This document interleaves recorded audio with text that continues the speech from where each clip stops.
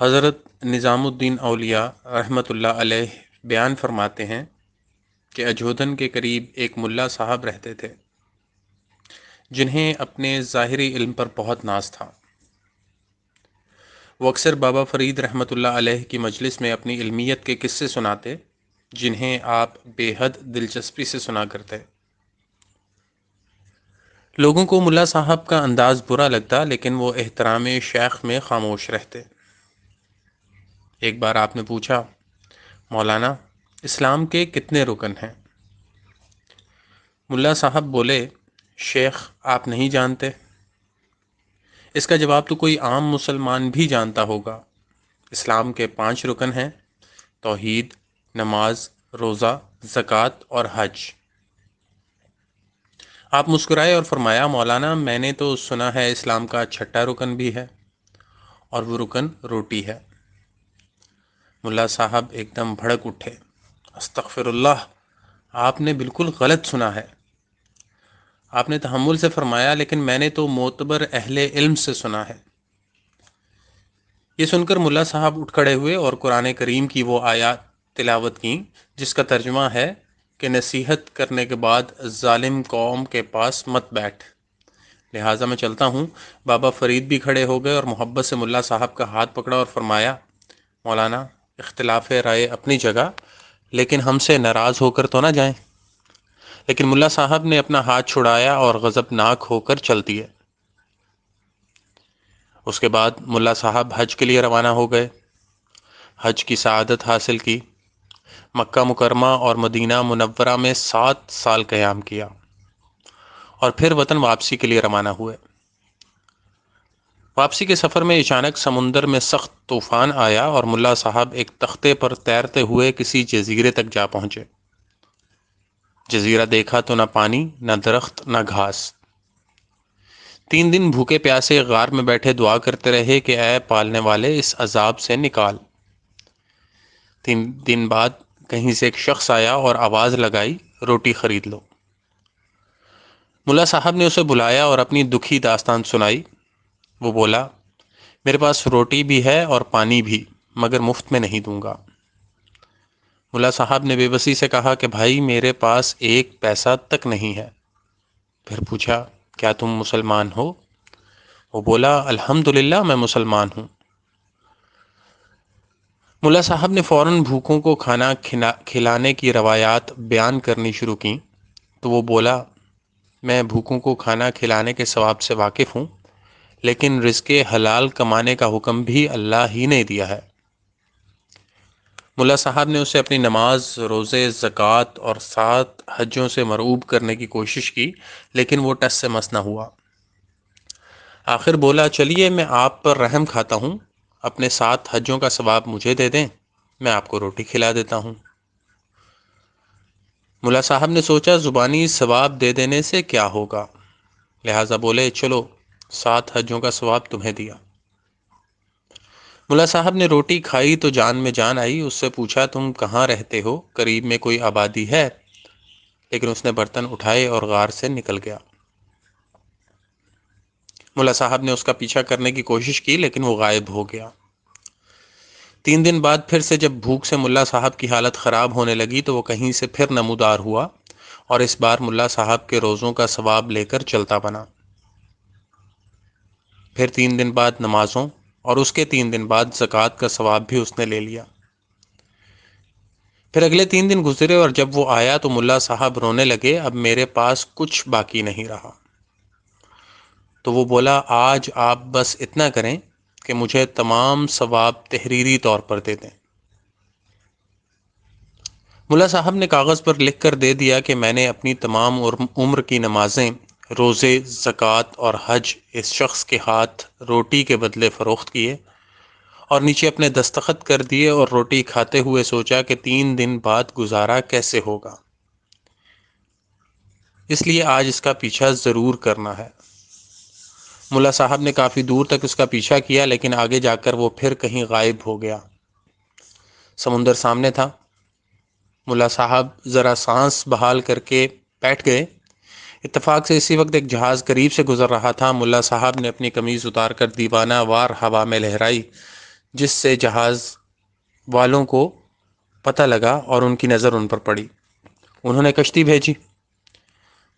خدا کی قدرت کہ یہ وہ ہندوستانی حاجیوں کا ہی جہاز تھا، لہٰذا انہوں نے ملا صاحب کی خوب خدمت کی اور وہ بخیر و عافیت اپنے گھر پہنچ گئے۔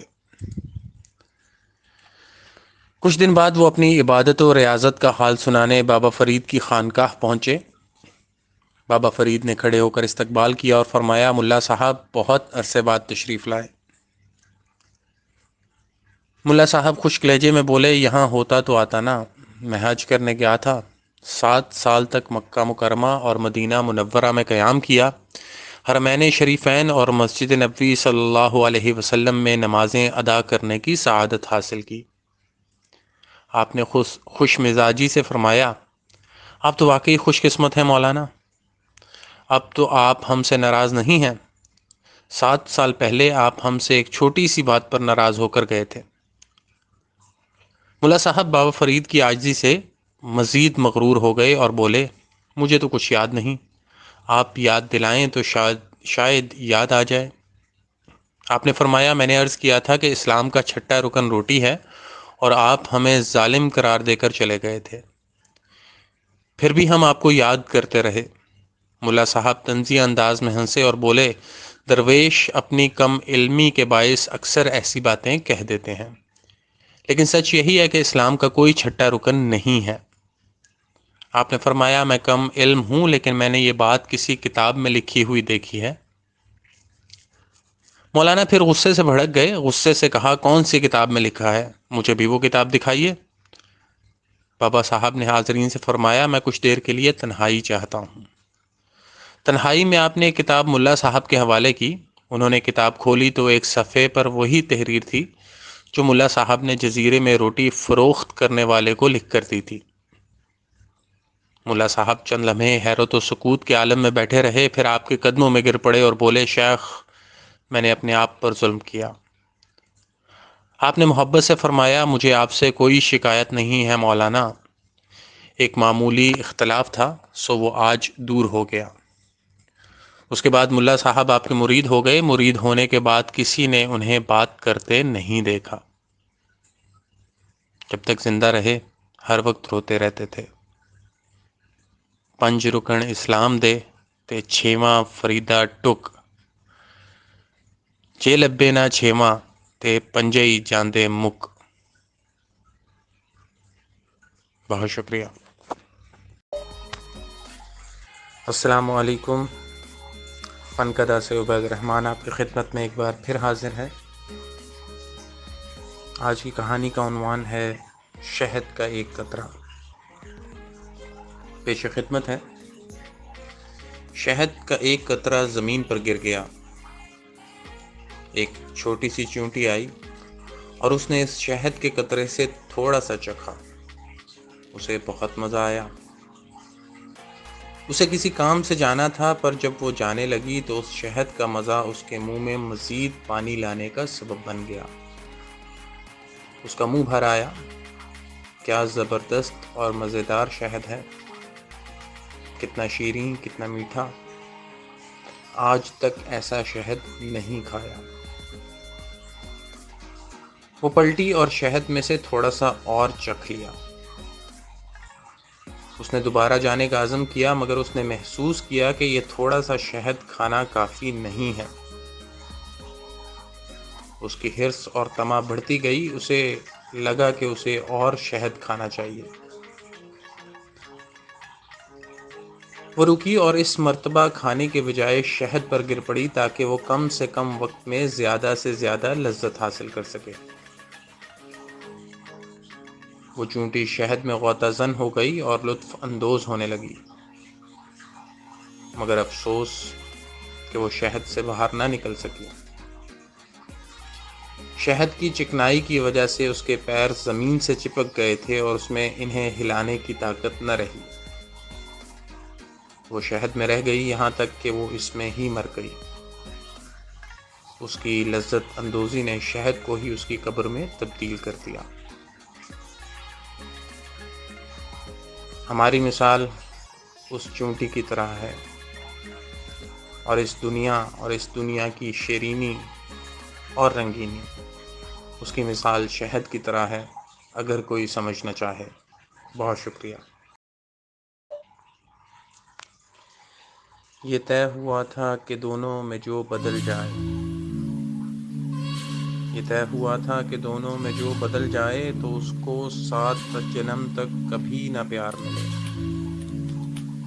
نصیب 7 سمندر کی پیاس ہو اس کا،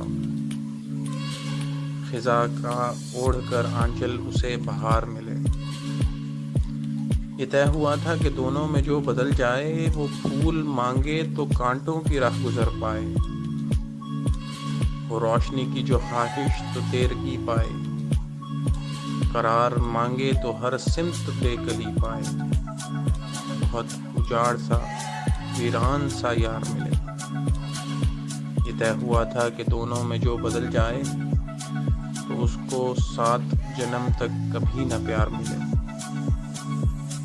مگر وہ عہد زمانے کی زرد دیمک نے کچھ اس طرح سے ہے چاٹا، نشان تک نہ ملا۔ اسے بھی چلنے کا ایک ڈھنگ آ گیا ہے نیا، مجھے بھی اس سے جو شکوے تھے پھول بھال گئے۔ یہ طے ہوا تھا کہ دونوں میں جو بدل جائے، تو اس کو 7 جنم تک کبھی نہ پیار ملے۔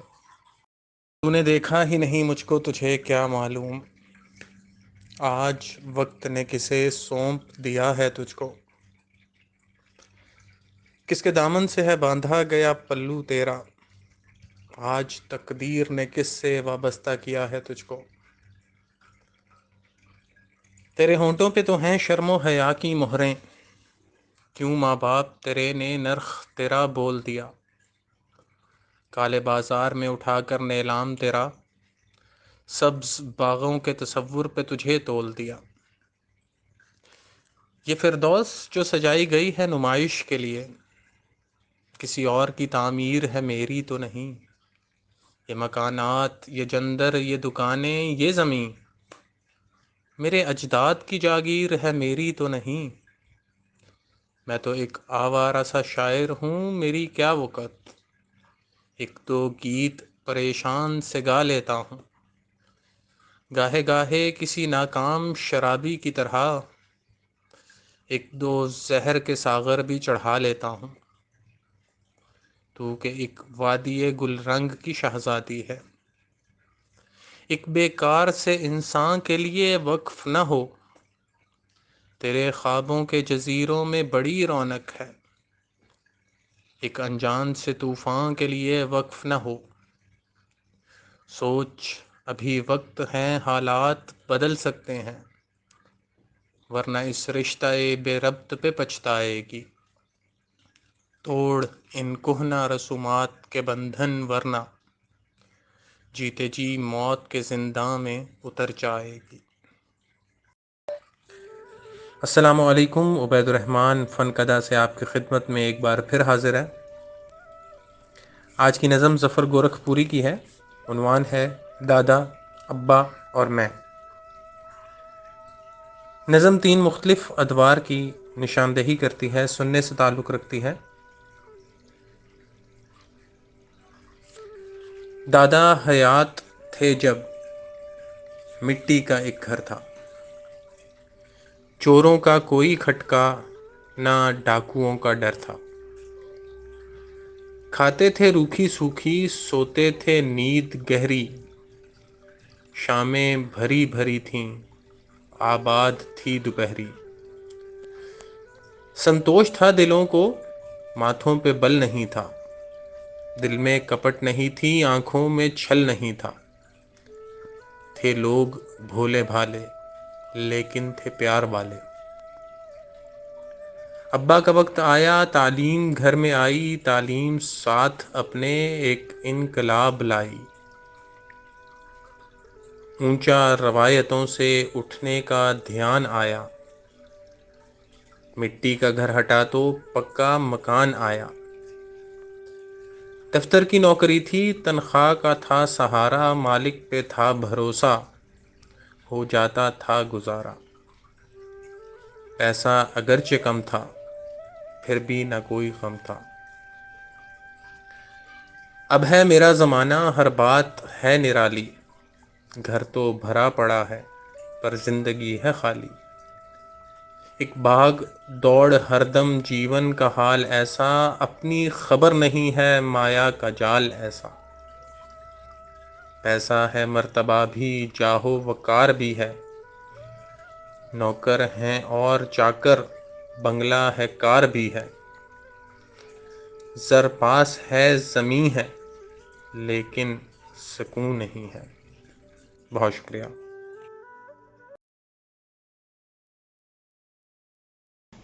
السلام علیکم ناظرین، محمد حسن ایک بار پھر آپ کی خدمت میں حاضر ہوں۔ آج سیماب ظفر صاحب کی غزل آپ کی نظر ہے۔ عرض کیا ہے، رات ہوتی ہے تو ایک خواب صدا دیتا ہے، رات ہوتی ہے تو ایک خواب صدا دیتا ہے، آنکھ لگتے ہی مگر کوئی جگا دیتا ہے۔ تیرے آنگن کے شجر پر نیا موسم ہے گراں، تیرے آنگن کے شجر پر نیا موسم ہے گراں، شاخ جھٹکا کے سبھی پھول گرا دیتا ہے۔ جانیے کیسی رفاقت ہے کہ ہم ہنستے نہیں، جانیے کیسی رفاقت ہے کہ ہم ہنستے نہیں، کیا عجب ساتھ ہے جو دل کو تھکا دیتا ہے۔ بے نیازی کا یہ عالم ہے میرے دوست کے دل، بے نیازی کا یہ عالم ہے میرے دوست کے دل، بعض اوقات تیرا غم بھی بھلا دیتا ہے۔ خوف کے سیلے بلاخیز میں ایک اسم کا ورد، خوف کے سیلے بلاخیز میں ایک اسم کا ورد، کس سہولت سے مجھے پار لگا دیتا ہے۔ جب زمانے کی ہوائیں مجھے گل کرتی ہوں، جب زمانے کی ہوائیں مجھے گل کرتی ہوں، کوئی چپکے سے میری لو کو بڑھا دیتا ہے۔ عرصۂ ہجر میں وہ سینچتا ہے فصل ملال، عرصۂ ہجر میں وہ سینچتا ہے فصل ملال، اور ملاقات پہ ایک پھول نیا دیتا ہے۔ رات ہوتی ہے تو ایک خواب صدا دیتا ہے، آنکھ لگتے ہی مگر کون جگا دیتا ہے۔ بہت مہربانی، شکریہ۔ آپ سب سے التماس ہے کہ ہمارے چینل کو سبسکرائب بھی کیجئے اور جس قدر ممکن ہو سکے ہماری پوسٹ کو شیئر بھی کیجئے۔ بہت مہربانی، شکریہ۔ السلام علیکم۔